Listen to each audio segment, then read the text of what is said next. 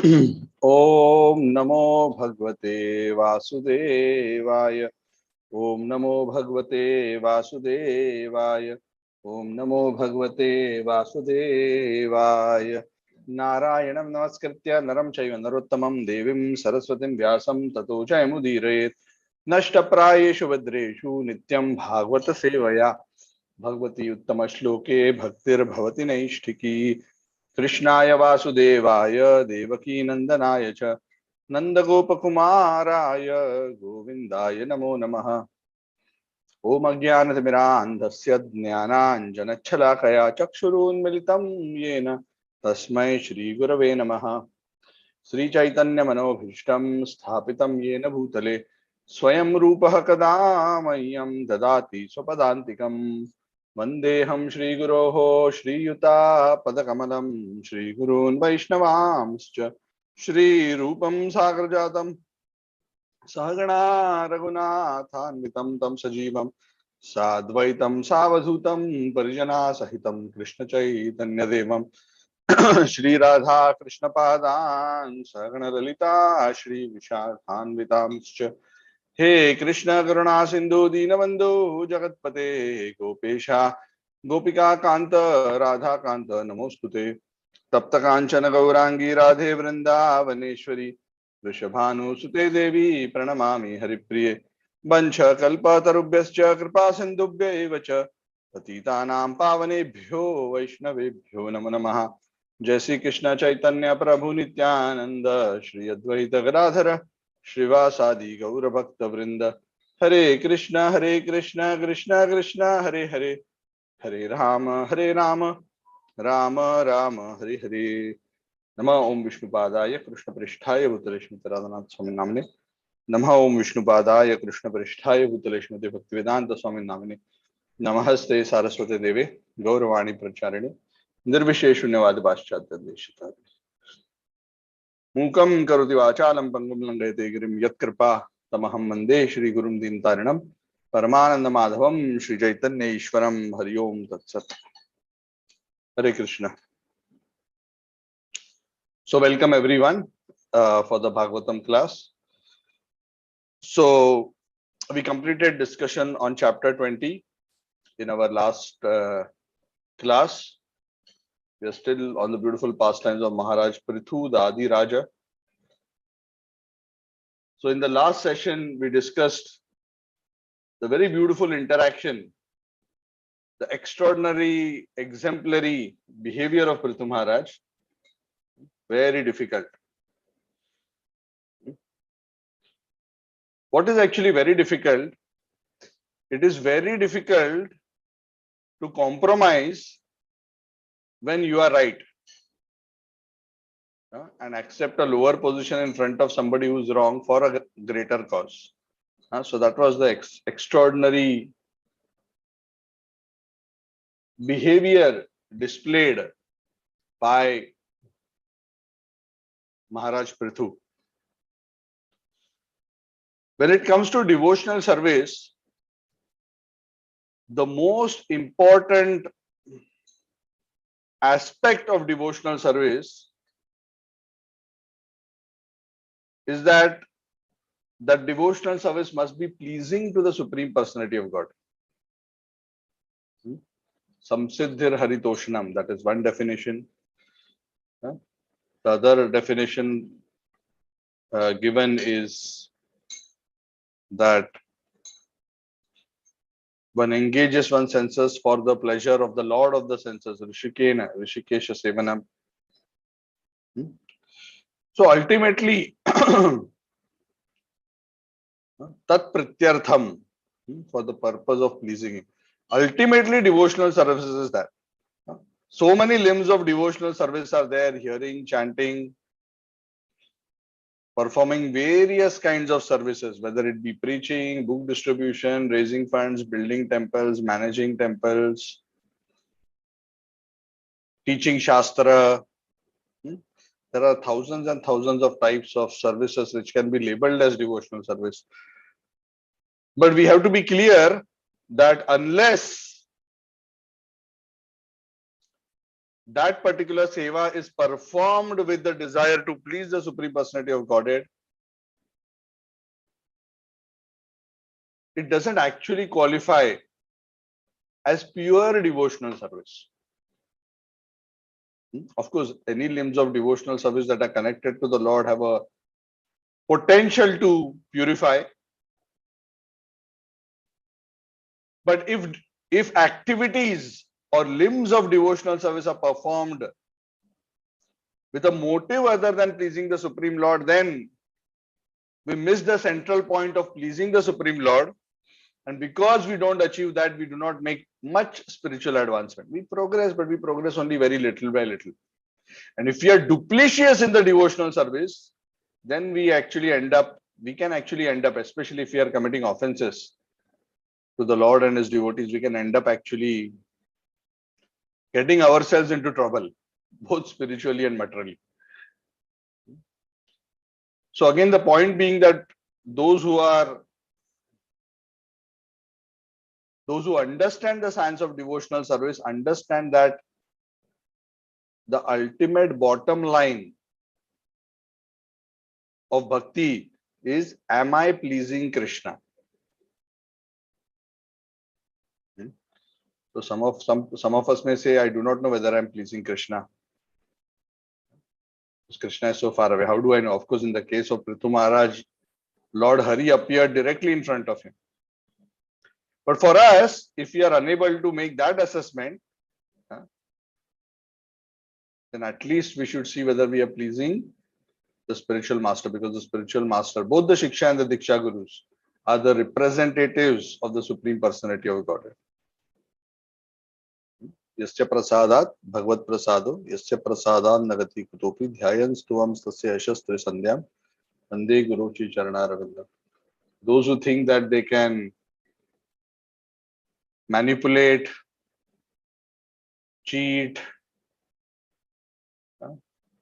and try to find their way in a devotional environment through hypocrisy, cheating, conspiracy, this doesn't lead to. Krishna is in the heart of every living entity. Sometimes we may even be able to cheat at an external level those around us, including our teachers and gurus. But Krishna never gets cheated. Krishna is within our heart, and he is the one who is giving mercy. Even the mercy that is coming through the gurus is coming through him.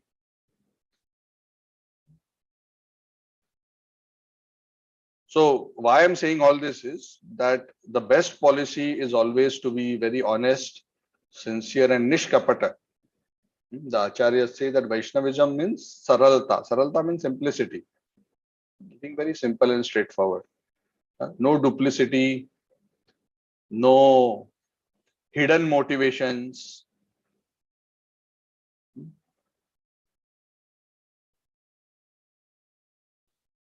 His Holiness Radhanath Maharaj many times would tell in his classes that if you want to make rapid spiritual advancement, 3 things are important. You must be sincere, you must be serious, and you must not have any ulterior motive. Then you can make very rapid spiritual advancement. Sincere, serious, and no ulterior motive. What does sincere mean? Anybody? What is the meaning of sincere? Obeying the spiritual master's instructions. Anybody else? Being steadfast in our spiritual practices. Okay. ABCD. Okay. I'm looking for anybody else? What is in this world, what does sincere mean? What does it mean to be sincere about something?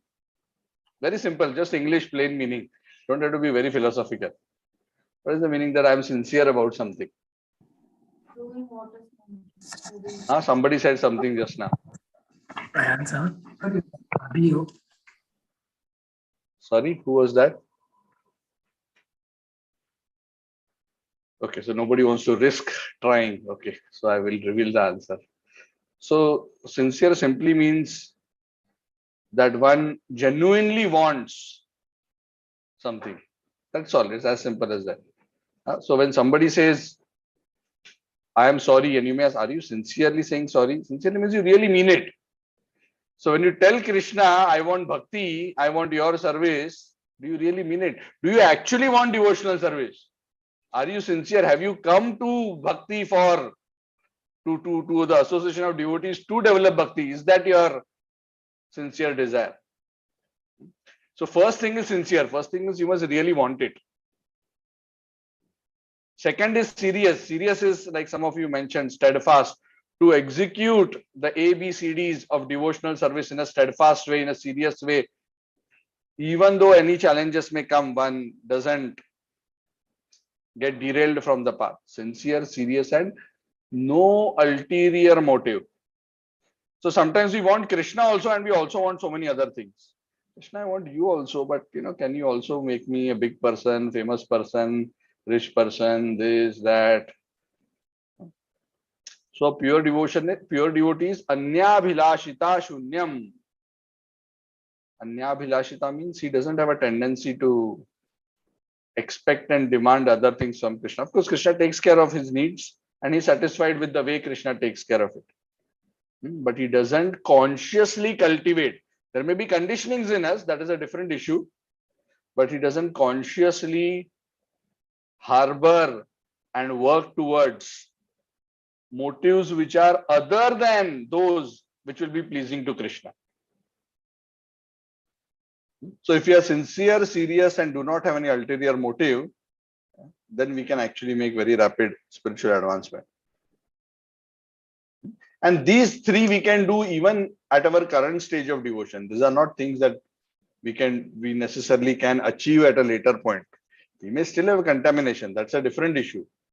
But consciously, we are sincere. Consciously, we are making our best effort. We are serious.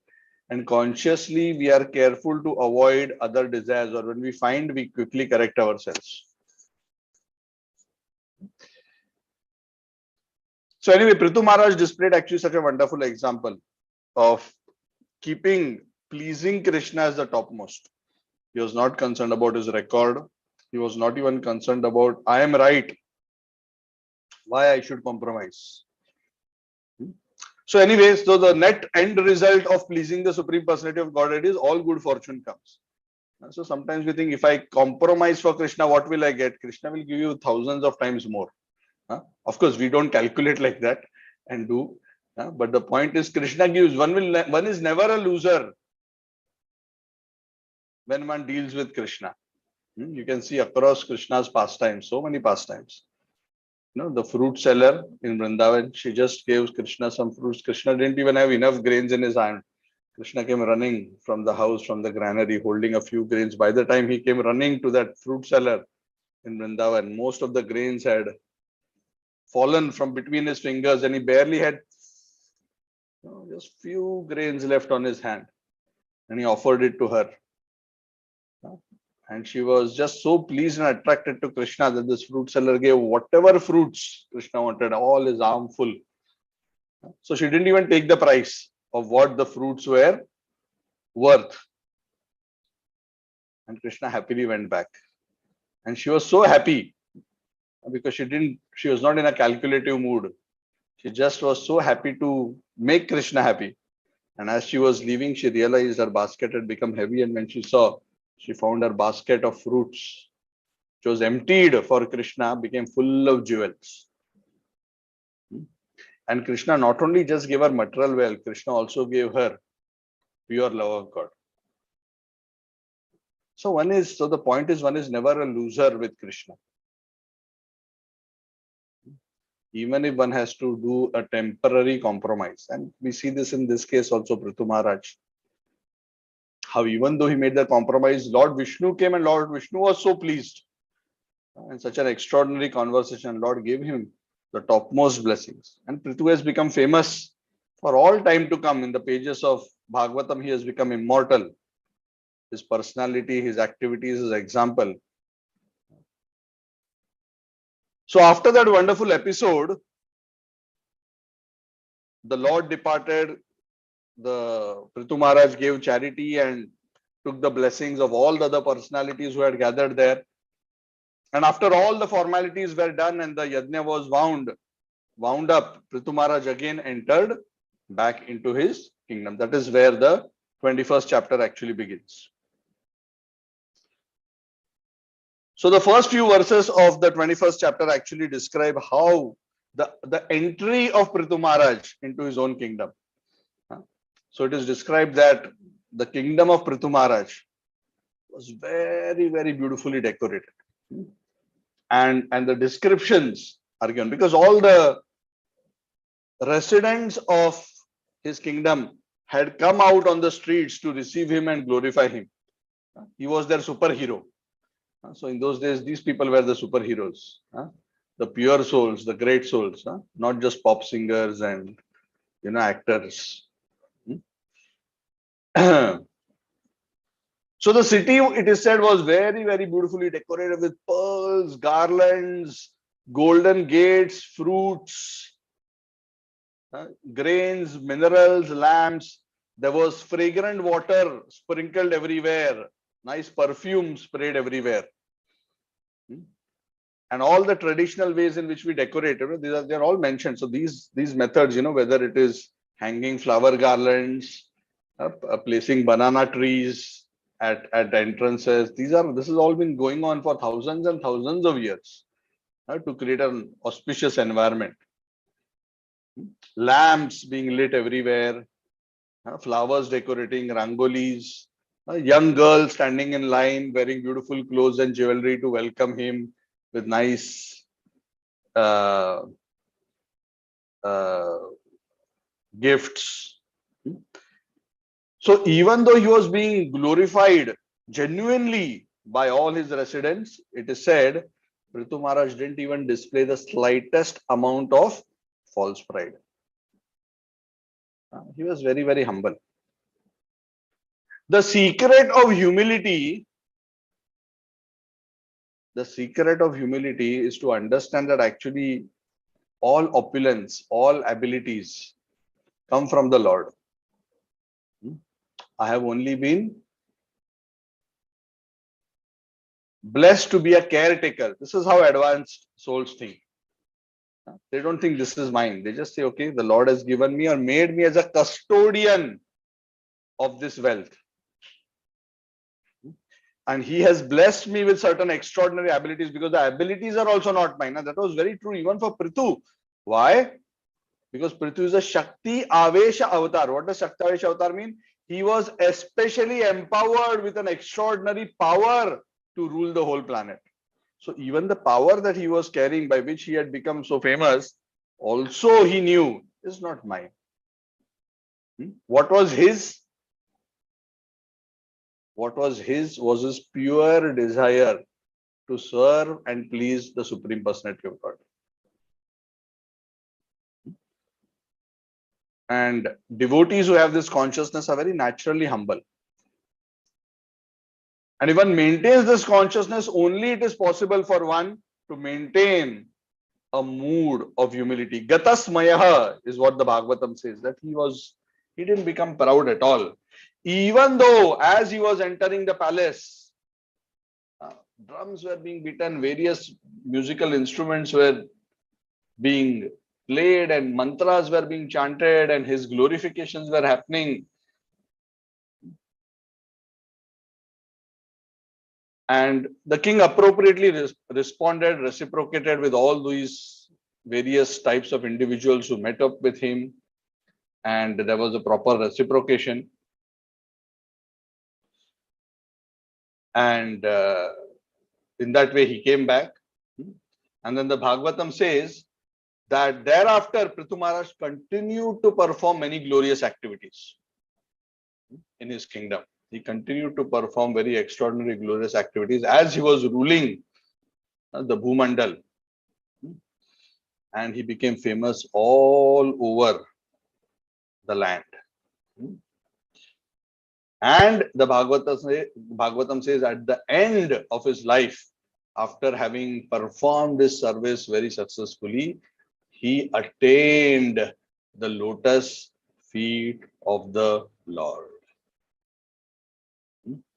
So this is the success of life. He was both materially successful and spiritually successful. And in his material life, he dedicated everything to the service of the Lord. So this is real success. He remained a sheltered devotee all throughout his life. So when this was narrated, and if you remember, all these pastimes are being narrated by Maitreya Muni to Vidura, and that story is being narrated by Suta Goswami to Shaunaka and the sages. So Vidura, when he heard this, he was so overwhelmed. Vidura was getting very excited and overwhelmed as he was hearing about Prithu Maharaj, because he's also from a royal lineage, and getting an example of such a extraordinary person, because it's not easy. Do you think it is easy to be a king and a great devotee simultaneously? Very difficult.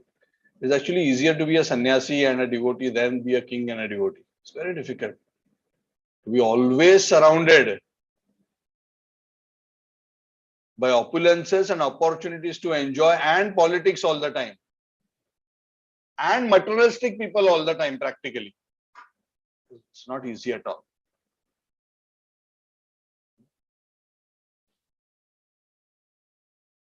I remember once I was, sorry, I'm diverting, but it's worth mentioning. I was having once a conversation with His Holiness Radhanath Maharaj, and he was speaking to me, and Maharaj was trying to convince me. I was, how old was I that time? 24 or 25, I think. He was trying to make me understand that those who are blessed with a lot of material opulence are actually cursed. It is actually a curse of Maya to have a lot of material opulence. And almost for 40-45 years, just Maharaj and me, we were talking, and Maharaj was sitting on a desk and I was standing next to him. I don't know why, perhaps he was wanting to make sure that I don't get distracted by material things. So he was almost like preaching to me. So I understood that he is just trying to make sure I don't get in my life distracted. He's trying to make me understand that don't think that material opulence will be happiness. And he was saying it is a curse. I mean, that was very strong for me. I was trying to think, oh, curse. And then Maharaj spent so much time trying to make me understand how it is a curse.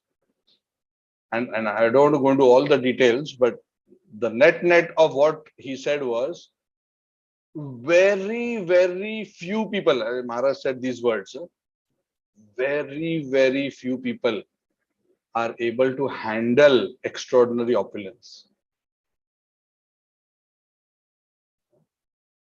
Great wealth, great beauty, great learning, great position, great respect in society.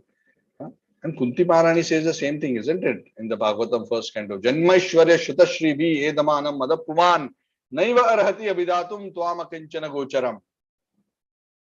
O Lord, you who can be attained only by those who are devoid of all sense of possessiveness. People who are attached or entrapped because of possessing huge wealth, physical beauty, fame, etc., etc., any of these, or great learning, or great birth. Oh, I am born in this family, I am this one, I am that one. Janma, Aishwarya, Shruta Shribi, Edamana, Madha, those who become intoxicated, because it's very easy to get intoxicated when one has extraordinary material opulence. And that's why we see Indra. Sometimes people say, oh, why Indra keeps on making mistakes? Because it's such an intoxicating position.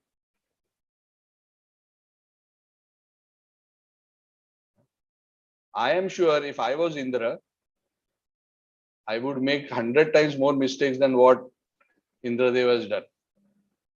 At least 100 times. Because we underestimate the power of Maya. We think we are very self-controlled because we don't actually have any opportunity to enjoy. but we don't know the kind of opulence and power and control that Indra has.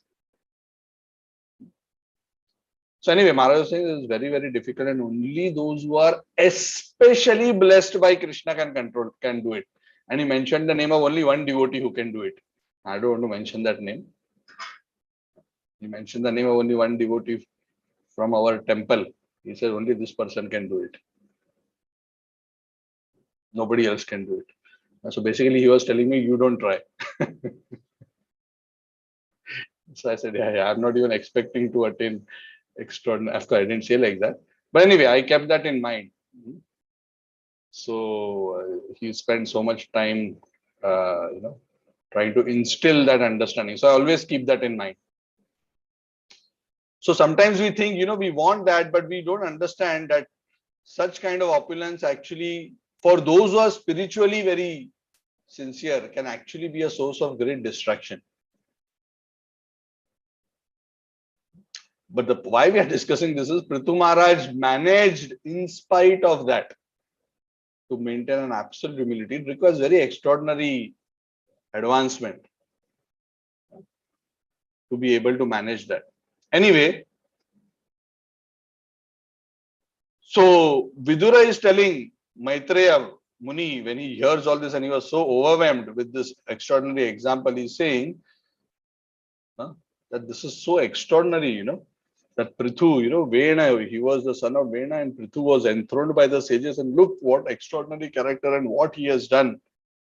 He was given so much blessings by the Devatas, and he was empowered by the strength of Lord Vishnu. He was able to milk the earth. He did this, he that. Even up to today, even the greatest of Devatas and sages and all mankind are singing the glories of this great personality. Who will not want to hear about this Prithu Maharaj? Can you tell me something more about him? So actually story has ended, but Vidura is not. Tell me something more about him. So that is the eagerness. And the point about Bhagavatam is that Bhagavatam focuses on teaching us spiritual principles through the examples of the lives of these great devotees. Actually, the spiritual tattvas come to life. Correct? If we just say humility, we can go on speaking humility, but we don't know what humility means in action. Now we know what humility means in action. Isn't it? I mean, Prithu Maharaj is one example. There are 100 examples. What devotion means, what sacrifice means, what steadfastness means. So all these qualities, determination, patience, taste, dependence on Krishna, fearlessness, so many qualities which are spiritual qualities. We can see all these examples. And that gives us a role model to learn. Of course, Chaitanya Mahaprabhu embodies all of these in one personality. And he has come to demonstrate that. And that's what we are discussing on Wednesdays. So he tells, please tell me more about him. So Maitreya Muni continues to describe. It's okay. So he says, see, Viduraji, in the land between the Ganga and the Yamuna, that is where Prithu Maharaj was staying. In that delta, Ganga and Yamuna delta. So somewhere in northern part of India. And he was staying a very opulent life. It is said that he was staying just to diminish the result of his pious activities. Of course, he's an empowered incarnation, so as such, he doesn't need to exhaust his karma. But in a humble spirit, he would think like that I'm just living because I need to exhaust my karmic reactions. Because you have punya or you have papa, both you have to exhaust if you want to become liberated. So those who have a lot of punya are also trapped because they have to exhaust their punya as well. So he was living an unrivaled life as a king with dominion over all the 7 islands. Which are the 7 islands? Anybody knows? The seven Seven continents. Seven continents. continents. Any others?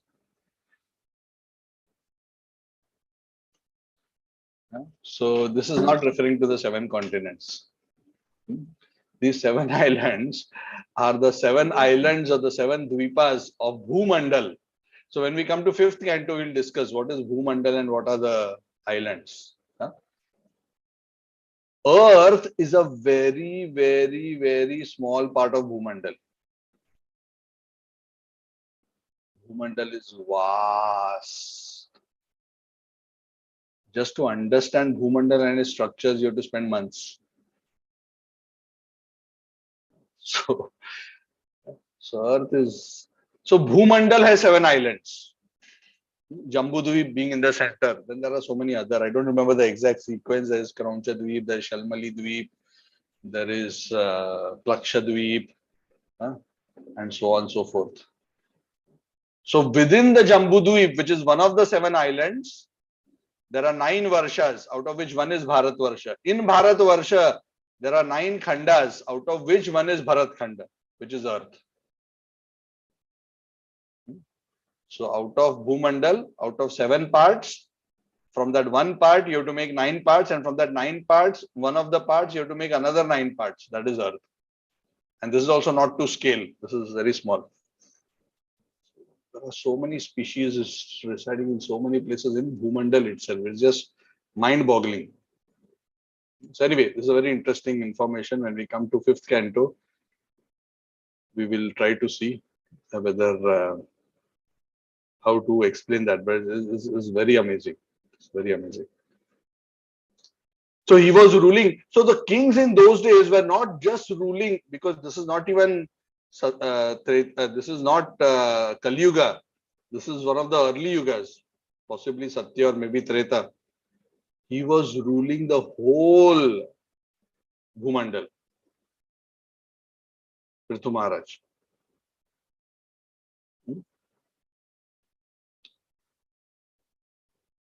No one could supersede his orders. Sarvatra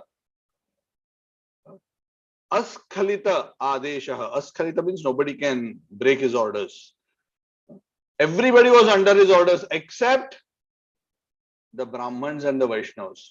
Because the king doesn't rule over the Brahmins and Vaishnavas. That is the Vedic culture. The Brahmins and Vaishnavas are considered beyond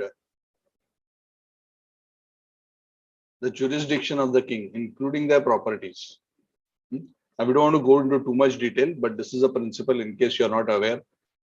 That is why even when a great Brahman or a Vaishnava comes into the court, even the king gets up and receives him like that.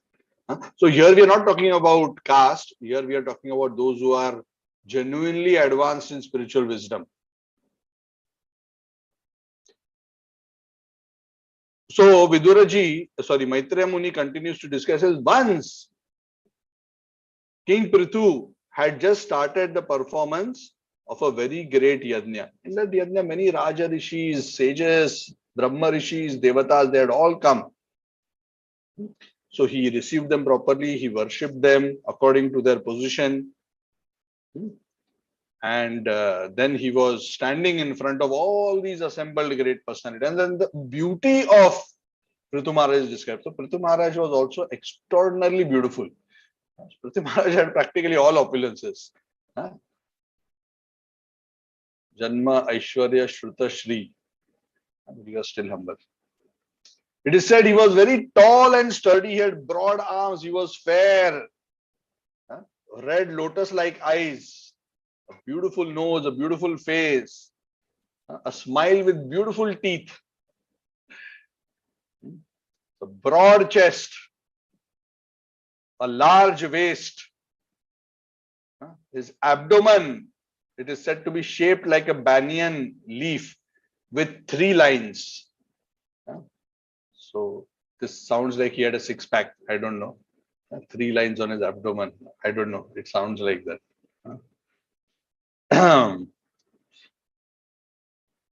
By the way, Lord Vishnu also has 3 lines on his abdomen. But there's something interesting about Lord Vishnu's 3 lines on the abdomen that are described. It is said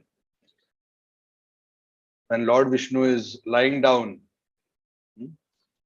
and he's breathing, because when the Lord is breathing also, of course, you'll say, why does the Lord need to breathe? It is Leela. The Lord doesn't need oxygen. The Lord does all this as Leela. So when he breathes, it is said these 3 lines on his abdomen, they move like ripples. They make a rippling movement. It's said to be very beautiful. Anyway, so he has these 3 lines. A deep coiled navel, golden colored thighs. His feet are also very beautiful, especially his instep is arched. Very beautiful, black, curly and slick hair. His neck is shaped like a conch shell and he's wearing beautiful clothes. So when he came into the assembly house, he removed all his very costly garments and jewelry and put on a simple black deer skin, and he put a ring of kusha grass around his finger. And because he was exposing most of his body because he was just wearing a deer skin and some kusha grass, his extraordinary beauty was visible to all the people who had gathered.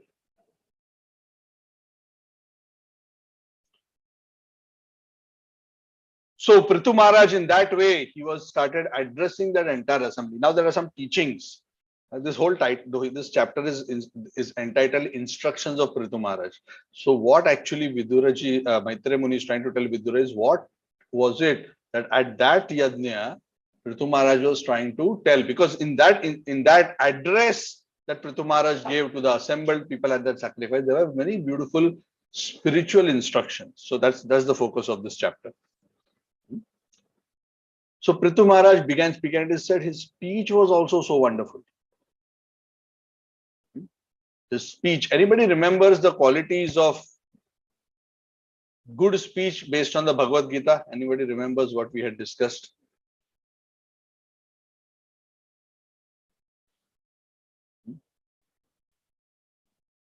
It should be pleasing for ears. It should be it should pleasing. It should be, truth should be said in such a way that it's not going to harm the other person. Okay. Yes, it should be beneficial. It should be truthful. It should be spoken in a pleasing way. It should not be harsh. Yes, good. Yeah, so like that. Good. Okay. So there are qualities of speech. So his speech was also very, very wonderful. So there are 7 qualities which are described in the 20th verse of Prithu Maharaj's speech. What are those qualities? Very beautiful. Charu chitrapadam slakshanam mrishtam gudam aviklavam sarvesham upakarartham. He spoke beautiful words which were chitrapadam. Chitrapadam means beautiful, metaphorical, flowery language. Slakshanam, very clear, no ambiguity. Mrishtam, very pleasing to hear, so beautiful. Gudam, of deep meaning, and he was not just talking, flimsy words without any actual depth. Aviklavam, faultless, and sarvesham upakarartham. He had a purpose. He wanted to speak in a way so as to help and benefit everyone that he was speaking to. So he first addresses all the devotees who are gathered in that assembly. He says, O assembled devotees, O sadhus, good fortune upon you. I want to present in front of you certain conclusions, certain devotional spiritual principles for your approval and to reach a conclusion. What does that mean? He says, I'll share my understanding. I just want you to tell me whether I have understood it right. Of course, he's taking a humble position in front of course, he knows what the truth is. And this is how great souls present themselves. Even when they speak the highest truths, they present in front of other great souls and says, is this correct? Is my understanding correct? Is there something more? Because the truth is that there is no limit to the depth of spiritual understanding. And when great souls discuss, there is more and more churning of these spiritual principles.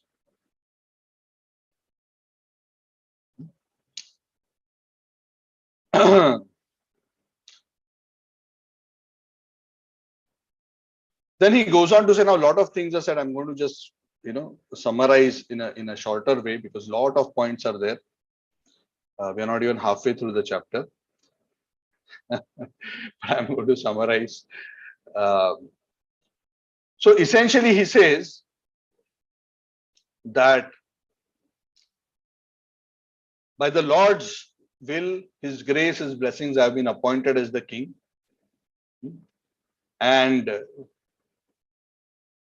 as the king, I am the Dandadhara. Dandadhara means I am the one who's holding the rod of punishment. And because without punishment, you cannot rule. To rule, you cannot say, if you slap me this side, then I will put the other side. No. For miscreants, you have to wield weapons and use violence where necessary. And you have to protect them, Rakshita, and you have to engage them, Vrittidaha, based on their individual propensity, according to the social order. So that is the duty I have been appointed. And the transcendental system is like this. Prithu Maharaj is saying that when I execute this duty that God has given to me properly, then I will be able to please the Lord. And when the Lord is pleased, I will achieve my ultimate destination in life. Because without pleasing the Lord, how can I achieve the ultimate destination in life? And what is that ultimate execution of my duty perfectly? Prithu Maharaj says that ultimate execution of duty properly is that it is my duty to ensure that all of you citizens perform your duty properly. It's very simple. And we have discussed this in a couple of times in the earlier classes also. You have your prescribed duties. It is my duty to ensure you all perform your prescribed duties because according to Shastra, I can collect taxes only when I give you protection and all facilities to perform your prescribed duties. All these things, that is my duty. And only then I can collect taxes. If I fail in my duty, then I have to collect 1/6 of the sins of all the citizens. So if the citizens don't perform their duties or they perform impious activities, I am responsible. Therefore, my request to all of you citizens is, so that my destination is secured, please perform your prescribed duties properly. He is requesting them. Have mercy on me and perform your prescribed duties. Nowadays, which king is bothered like that? Which head of state is bothered? They don't even know what is prescribed duty. Forget about executing. They neither know theirs, nor do they know for the citizens. And unknowingly, they are gathering 1/6 of the sins of all their citizens.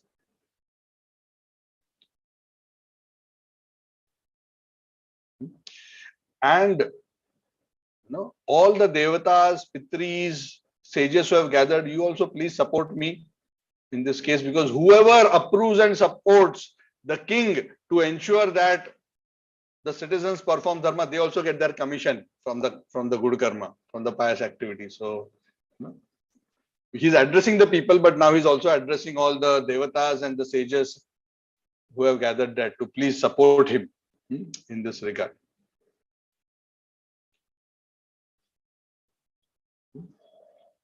And then essentially he says that ultimately everything is going on by the supreme authority of the Supreme Personality of God. The Vedas, great personalities like Manu, Uttanapad, Dhruva, Priyavrat, Anga, Brahma, Shiva, Prahlad, Bali, who are not bewildered by dharma, knows this and they understand that ultimately it is the Supreme Personality of Godhead who is the final bestower of Artha, Dharma, Kama, Moksha and Bhakti. The Lord, Gadabhrita, the holder of the mace, he is the ultimate giver. All these great personalities know dharma and they know this. And that is why it is my duty to please the Lord by performing my own duty properly.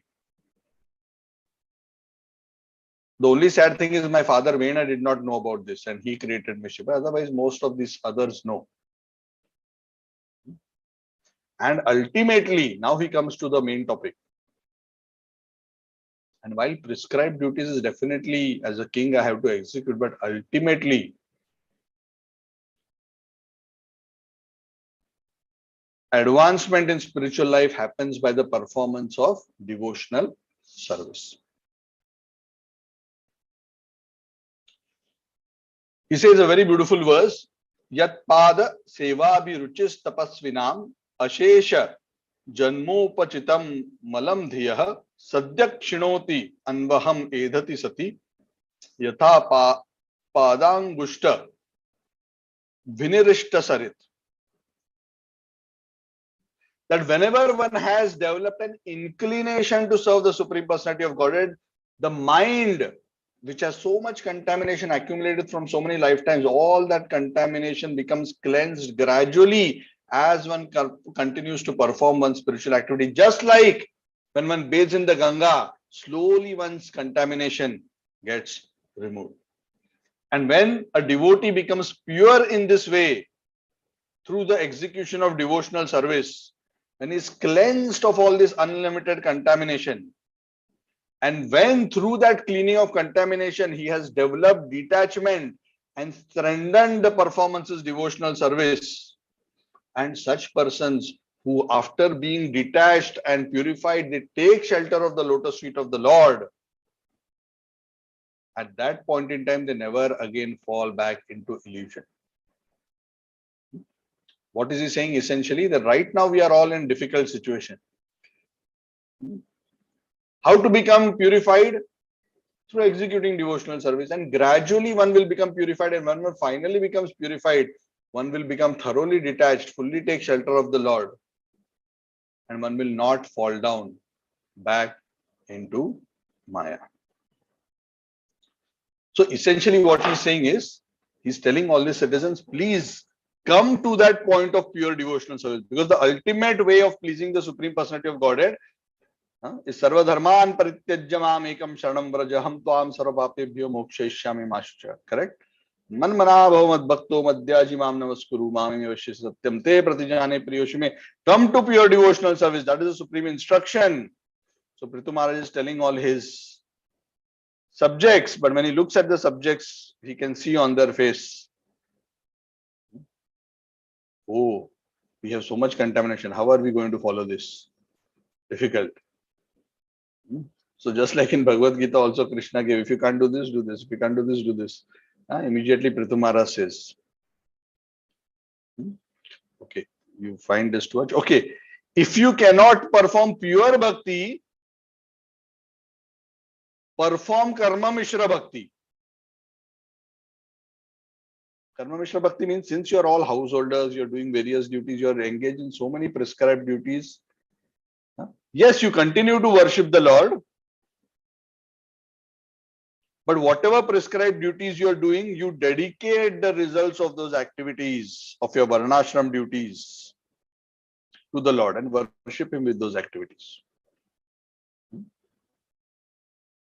Right? Which is again what Krishna is telling, isn't it? Even in the 5th chapter.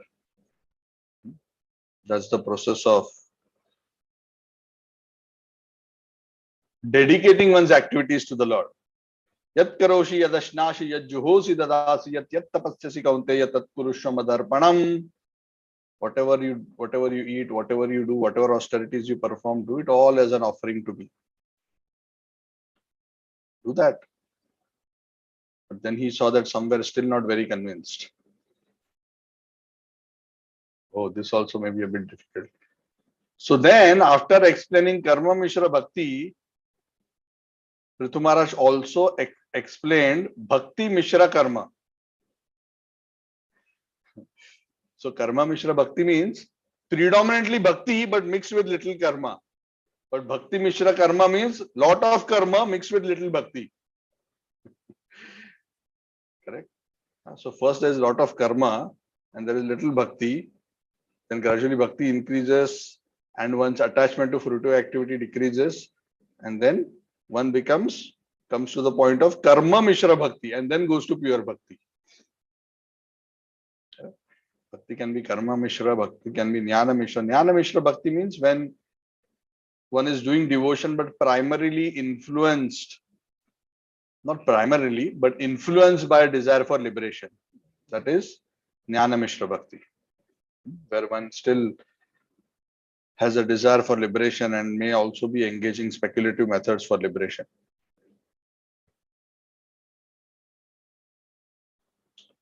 So he says that otherwise you can also perform Bhakti Mishra Karma, especially so many yajnas and religions and rituals and so many things are to be performed. Yes, whatever you are doing, all these various karmic duties you have, you do it. But please ensure that you do it with faith and devotion to the Supreme Lord. Make sure there is bhakti. Because when there is bhakti mixed within karma, then you will advance rapidly. Then gradually detachment will come and knowledge will increase. As Krishna explained in the Bhagavad Gita in 4th chapter, all proper performance of prescribed duties, especially done with detachment, leads to the development of spiritual knowledge. And why is that important? Gradually knowledge will increase and come to the point of finally understanding. Bahunam janmanam ante jnanaman mam prapadyate Vasudeva sarvamiti samahatma sudurlabha. One will come to the conclusion, oh, Vasudeva is only everything. And then he will surrender to the lotus feet. So eventually he'll come to bhakti, but gradually to that particular process.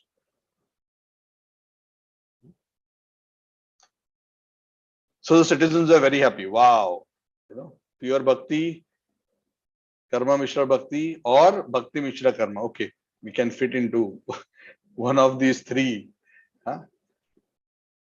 levels as we progress towards the supreme destination. And then he glorifies, the citizens are very happy, and then he glorifies that all of you citizens are worshipping the Supreme Lord, who is the enjoyer of all sacrifices and the supreme guru of everyone. And you are doing so by properly executing your swadharma, occupational duties, swadharma yogena. And because you're doing like that, actually you're being kind to me, because that is your kindness to me. Your kindness to me is you perform your duties. After having said that, Prithu Maharaj then starts glorifying those who are actually advanced in transcendental consciousness, the Brahmanas and the Vaishnavas. And he gives very beautiful, extraordinary teaching. So we'll just spend a few minutes highlighting some key things which he mentioned. So he says, yes, a king has to rule, but like he had mentioned earlier, the king doesn't have jurisdiction over the Brahmanas and Vaishnavas. The king should be especially careful to not show off his prowess and act smart in front of spiritually advanced souls. That is especially something that a Kshatriya should be careful, because that sometimes, because of their opulence, they become proud and they offend great souls. And who are these great souls? Not just those who are wearing saffron clothes, but those who are characterized by their powers of tolerance, penance, knowledge, and education. Those who are advanced in these areas are worthy of that respect. They are the Brahmanas and the Vaishnavas. They are extraordinary in knowledge. They are able to teach others in transcendental knowledge. They are very austere, and they are very tolerant. Titikshavaha. They don't get easily disturbed. And such people are so worthy of respect. And he makes a very, very interesting statement. Very interesting statement. And this statement, I do not remember where in the Bhagavatam. If you remember, you can share me. I probably need to do research later. A very similar statement is found wherein he says, I'll tell you what he says first. He says, by worshipping the lotus feet of such people, the eternal and most worshipable, the original Supreme Person, Lord Hari, he obtained his opulence. And he obtained his reputation, by which all the three worlds become purified. What does that mean? He is glorifying the saintly people by saying that these saintly people are so glorious that by worshipping them, Lord Vishnu attained his position. Or Lord Vishnu is so purifying, or the ability of the Lord to be so purifying has come because he's also serving the great devotees. Huh? So there's a verse to this effect which the Lord himself says in the Bhagavatam. Of course, the Lord is taking a humble position. This is the way the Lord feels. This is how much the Lord values the great souls. That I become purified by the dust of the lotus feet of my devotees. And of course, here he's talking about, thoroughly purified saints.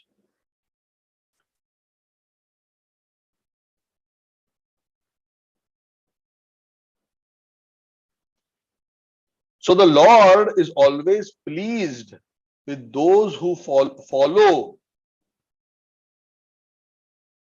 a similar approach like he. Means he worships his devotees. So obviously those who worship his devotees, the Brahmanas and the Vaishnavas, the Lord becomes very pleased.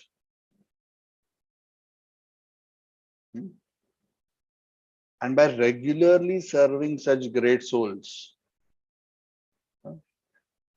the person can make a very rapid spiritual advancement and attain the supreme destination, liberation, without delay. There is no activity greater than serving those who are spiritually advanced. Prithu Maharaj says. And then he says one more thing. You all are so busy in doing all these big sacrifices, where you are doing various swaha, various offerings you are putting into the fire. The fire is said to be the tongue of Lord Vishnu, the Yajna fire. And whenever you put an offering there, it is said the Lord eats it through the fire. It's like a tongue, the fire. But he says, do you know that when you feed the devotees of the Lord, the Brahmans and the Vaishnavas, the Lord loves to eat that food much more through the mouth of the Brahmins than eating through the sacrificial fire. Which means if you want to please the Lord, better to serve the Brahmanas and the Vaishnavas, especially by feeding them. This is essentially what the Lord is saying. So what does that mean? Those who are very advanced spiritually, we should welcome them to our home, feed them nice prasad and please them and seek their blessings. And when they eat through their mouth, Lord Vishnu is eating. Actually, Lord Vishnu is eating. That is the way to feed Lord Vishnu directly. And the Lord says, I prefer that kind of eating than directly being put in, than being directly given the offering through the sacrificial fire. The Lord does not take as much pleasure in eating through the sacrificial fire as he does in accepting offerings through the mouths of learned sages and devotees. And what is the duty of such a Brahman? They are the ones who support the Vedas. They understand the Vedas, they live the Vedas, they teach and propagate the Vedas. The Vedas are described to be like a mirror of the world. Mirror means they reflect everything that is needed to understand the world and how to live in the world. And then he says, Tesham aham pada saroja renum arya vaheyadi kiritamayu yam nityada bibrita ashupapam nasyati amum sarvaguna bhajanti. May I carry the dust of the lotus feet of such great souls always on top of my head until the very end of my life. One who does like that, carry the dust of the lotus feet of such great souls, becomes free from all sinful reactions and eventually develops all good qualities. Because the only real wealth of the Brahmanas and Vaishnavas is their good quality. It is their devotion. It is their transcendental quality. Because they are not interested in gathering material opulence. If something comes, they accept. If something doesn't come, they are so tolerant and detached, they are not bothered. So that is real opulence. Sheela Dhanam, they have the Dhana of Sheela, of great character. They are full of gratitude, Kritadnyam, and they are always respectful to those who are elders. Vriddha Ashraya. And may the Lord and his associates be pleased with the Brahmanas, cows, and me. This is how he ends his address. So the citizens were hearing this. They were just so happy to hear this wonderful discourse by Prithu Maharaj, because such jewels of spiritual wisdom were explained in this address. And they congratulated the king, said, "You have spoken so wonderfully. You have given beautiful Bhagavatam class. Huh? Your Bhagavatam class has been full of so much wonderful points." All the Devatas, Pitris, Brahmanas, and the devotees congratulated him. And they said that you are actually a true Putra. Just like Prahlad delivered Hiranyakashipu, who was sinful, you have delivered your father Vena. Putra means, Pu means sin, Tra means Trayate. He who delivers his father from hell or his ancestors from a hellish situation is known as a Putra. So whenever the child becomes extraordinarily spiritually advanced, the previous generations, even if they are sinful, are delivered. So you have done that, and may you be blessed. All the sages were blessing him with a long life because you have great devotion to the Lord. You have such a pure reputation and you are preaching the Lord's glories everywhere. We are so fortunate that we have a person like you as our king, because you are practically like the direct representative of the Supreme Lord. You are directly his agent. And you are such a wonderful leader. And you have so much affection for all your citizens. We were wandering in this material world in ignorance, but we are so fortunate to have a leader like you to give us transcendental wisdom. So essentially they are saying something like Ajnanatimirandasya Jnananjana Chalakaya Chakshurunmiritam Yena Tasmai Shri Gurave Namah. We were in the darkness of ignorance and you have given us the transcendental vision by giving us all this knowledge, and you have destroyed our ignorance. So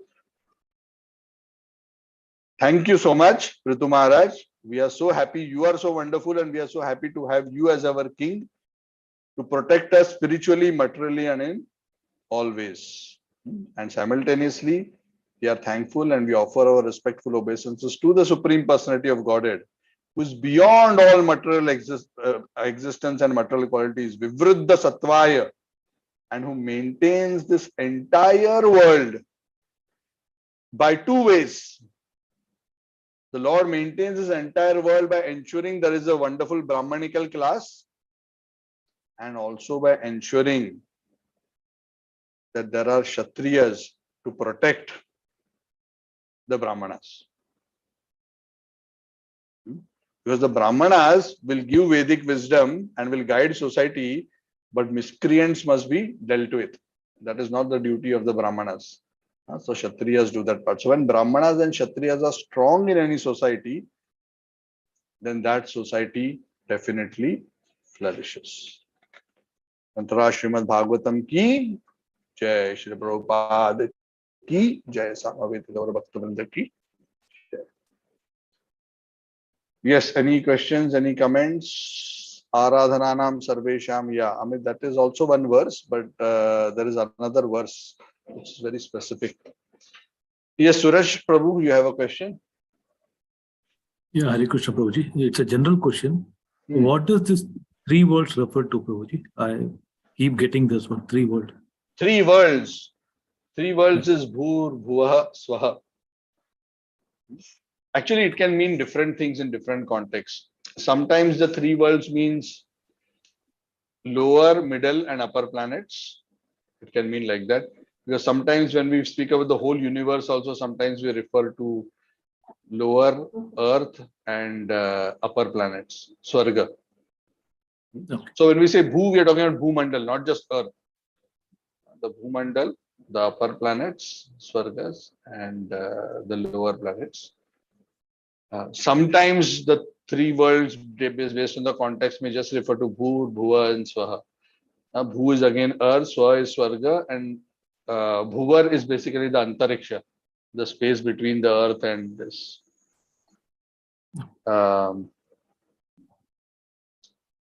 Yeah. So beyond the three worlds, the upper four worlds, Mahar, Janar Mahar Tapar Satyam, are very advanced souls are staying. Generally, fruitive activity and fruitive mentality is within these three planetary system: lower, earth, and Swarga. Beyond that are usually reasonably advanced souls who are not engaged in fruitive activity. They are tapasvis, jnanis, yogis, quite advanced souls. Good. Thank you. Very good. Anything else?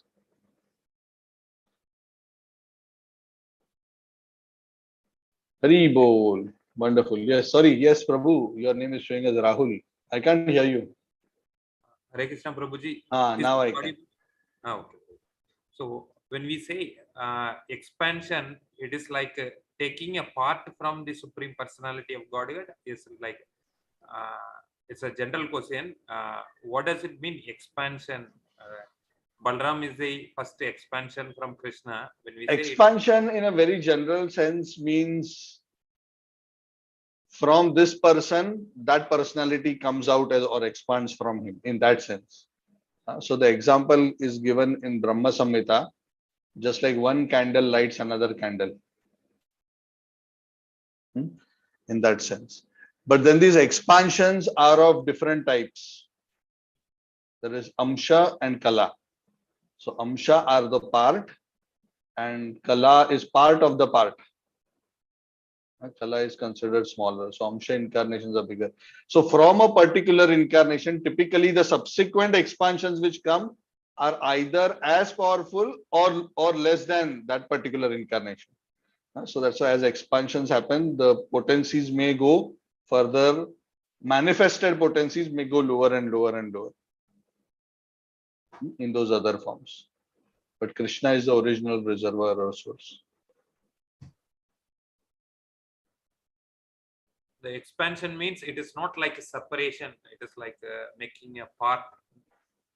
Yeah, but part we have to understand. No, see, part means in the spiritual realm, it is Om Purnam Adha Purnam Idam Purnat Purnam Udachyate Purnasya Purnam Adaya Purnam Eva Vashishyate. Even though the whole comes from the whole continues to remain the whole.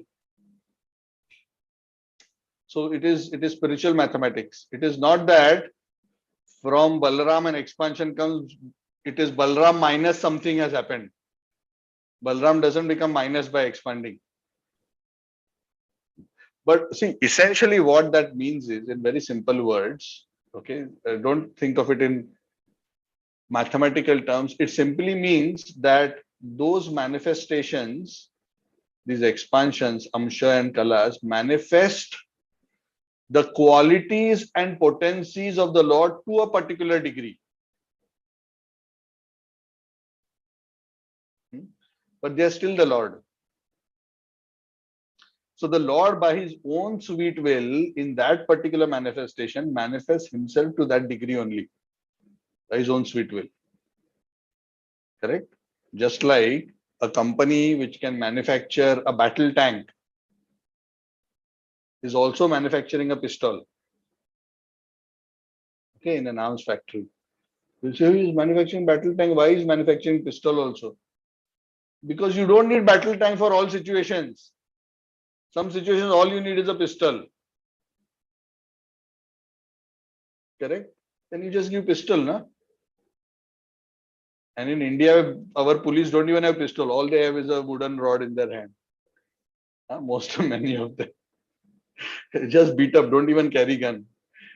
Just beat up those who are mischievous. So that is enough. It is adequate most of the time. Only when needed, a bigger potency is needed, only then it is summoned and deployed. Correct? You understand what that means. The state has all potency, but it doesn't deploy all potencies all the time. So it is something like that. So we should not think of all these various expansions as limited in one sense. Because the Lord is one, isn't it? Correct? Is Krishna not Ram? Is Ram not Krishna? Is Narayan also not Krishna? It's the same person ultimately, right? Of course, they may assume a different personality, but ultimately they are the same person because they are Swamsha. They are not Vibhinnamsha. We are Vibhinnamsha. We are separated part and parcels. Tiny. But they are Swamsha. Swa-amsha means my own expansion. Is this helping you to understand? Yes, Prabhuji. Yes, Prabhuji. Thank you, Prabhuji. Hare Krishna. Yes, Suresh Prabhu has one more question after hearing my answer. Not my question, Prabhuji. Hare Krishna, Prabhuji. Okay. Yes. Hare Krishna, Prabhuji. Hare Krishna. Hare Krishna. You were asking about that line where Vishnu himself says, I take the dust of devotees. That is in that chapter where the sages, the four Sanal Kumaras, curse the doorkeepers. Oh, yes. And Correct. yeah, so Read the verse. chapter, Do you have it handy? Do you have it handy yes, in front Prabhu. of you? I Read have the it. translation. Yeah, so it is chapter 3rd canto, 16th chapter, 9th verse. Esham You can read the translation. Yeah, okay. I am the master of my unobstructed internal energy, and the water of Ganges is the remnant left after my feet are washed. That water sanctifies the three worlds along with Lord Shiva, who bears it on his head. If I can take the dust of the feet of Vaishnava on my head, who will refuse to do the same? Yeah, there's one more verse. This is one verse. I know this verse. There's one more verse very explicitly says that, I have achieved my potency, my glory. Either he says or somebody says, and I don't think somebody will say, right? He will only say that there's one more. Something similar, but more directly where the Lord says that I have achieved my glory because of being the servant of my devotees. Yeah, I mean, Is it after in this this? chapter, yes.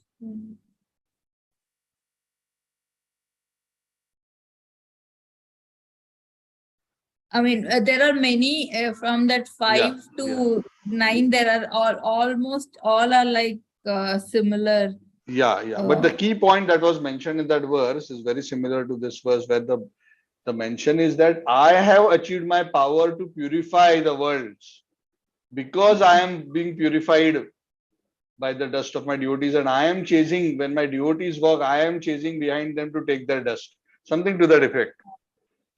So I'll try to check later which are those verses, but that's essentially what those verses say. Something a bit more stunning than what you have quoted. But what you have quoted is also in principle the same thing.